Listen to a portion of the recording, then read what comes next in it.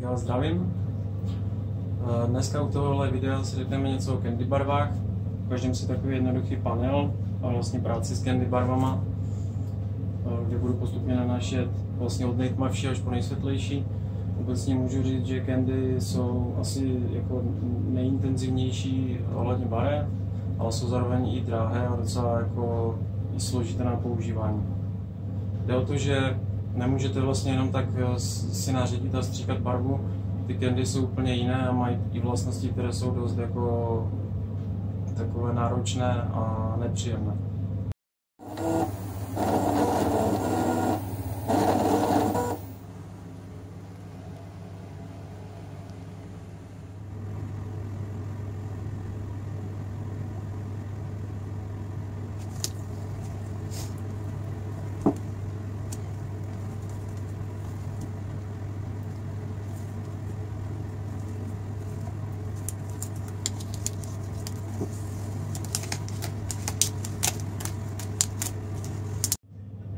Takže jak se candy barvy ředí?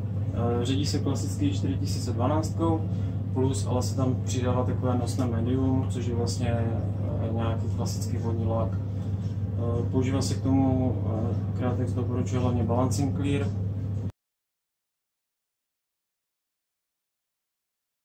A nebo adekvátní k tomu může být i vlastně ten VLS Clear.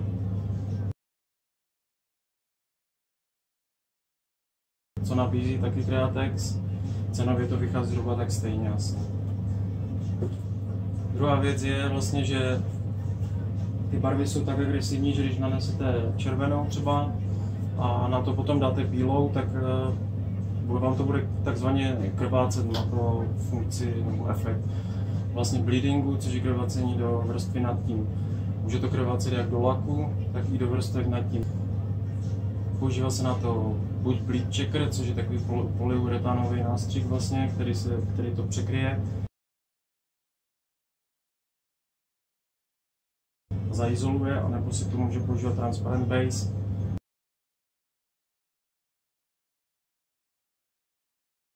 Ale tady s tím mám zkušenost, že ten bleed checker je na to lepší.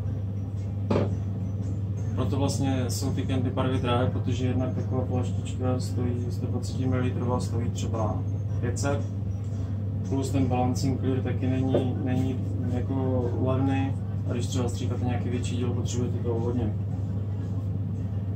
A bleed checker transparentní báze taky docela drahý.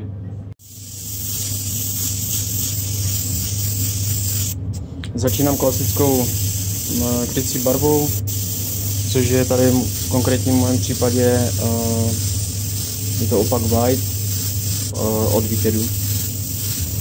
Tam je důležité udělat tu intenzitu, protože ty barvy vlastně propouštějí ten spodek, a když ten spodek je moc tmavý, není intenzivní ta bílá, tak to bude vlastně takové mdlé.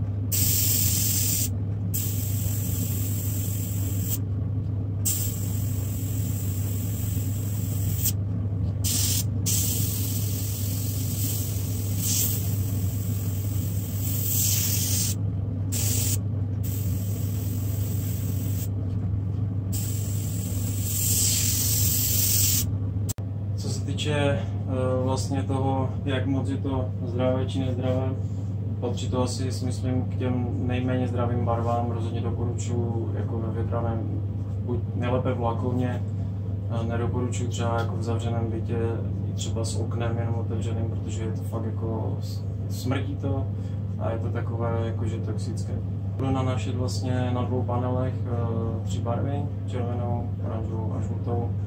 A budu vlastně ukazovat, jak následuje postup těch vrstev. Tak pojďme na to.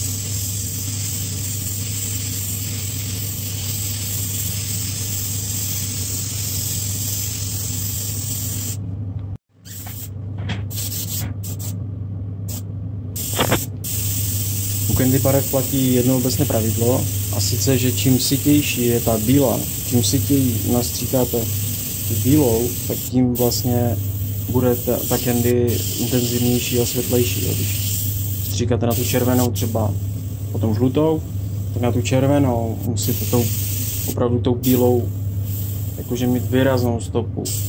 Tam právě jde o to, že musíte si to dobře kryt, aby ta bílá vůbec byla opravdu bílou a ne aby zmutovala do nějaké prostě bledé oranžové nebo červené. Takže čím více bílé, tím více to propustí vlastně ten spodek a tím více je ta barva intenzivnější. Důležité u té žluté třeba hlavně.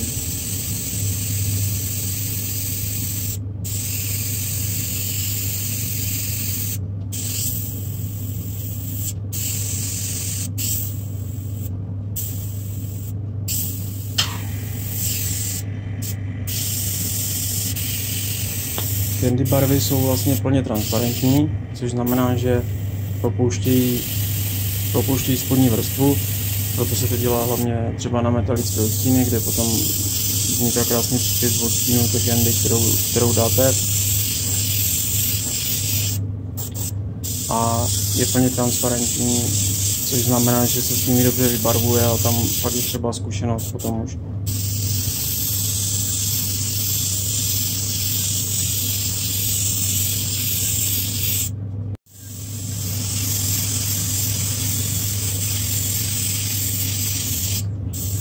Je potřeba být opravdu precizní v tom přestříkávání vlastně tou ochrannou vrstvou, protože jinak opravdu, když se to nepřestříká hodně, tak dochází k tomu bleedingu a v podstatě z toho potom máte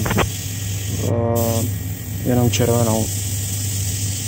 Je to hodně nepříjemné a musí se opravdu věnovat ten čas a opravdu ono se to má správně stříkat, jenom poprášovat, tak třeba i na 5x, na 6x, vysušit fenem a opravdu poctivě pak ta bílá přes tu červenou i přes tu oranžovou jde poměrně pěkně přestříkat, aniž by vykrvácela do červené.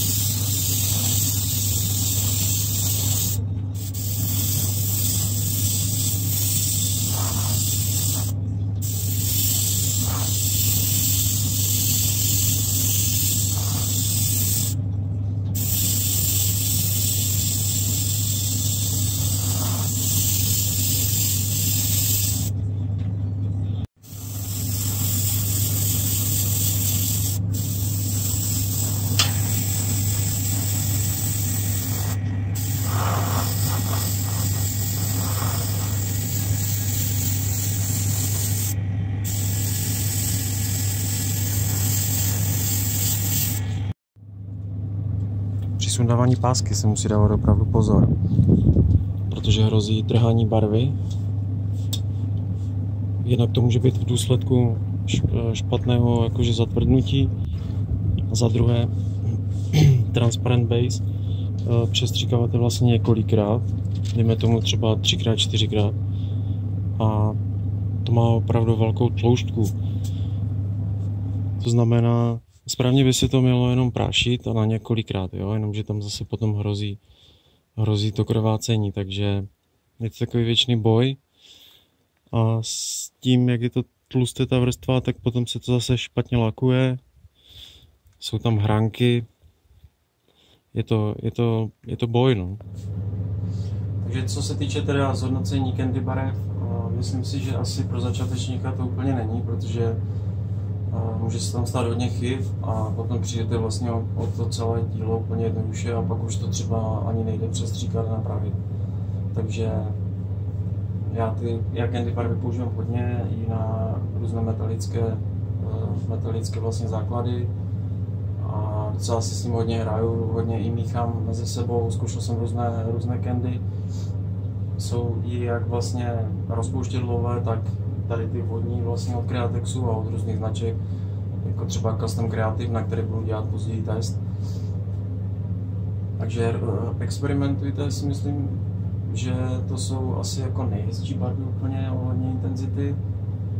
Zkoušejte, ale dejte pozor, fakt. Zkoušejte si to první někde bokem a jako třeba na zakázku s tím troufnout je už o zkušenosti, takže trénujte a děkuji, že se díváte.